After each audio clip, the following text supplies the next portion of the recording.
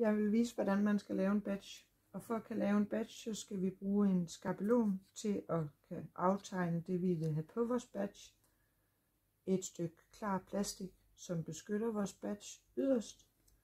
En metalskive, som er hoveddelen af vores badge. Og bagerst vores nål.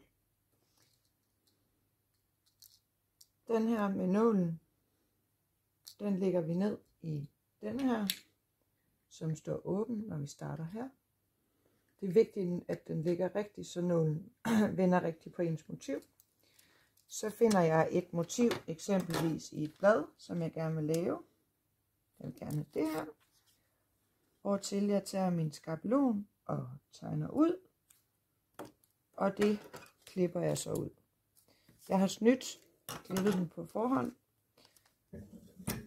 Så nu har vi den her med den øverste skive fremme. Vi lægger metaldelen ned. Vores motiv, som vi gerne vil have på. Og den her plastikbeskyttelse ovenpå. Så trykker vi den ned i bund.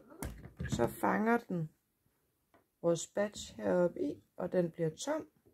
Vi trækker den herover til nålen, hvor vi endnu en gang trykker ned i bund og slipper igen og skubber retur, og så har vi en badge her til at kan sætte på tøjet. Tada!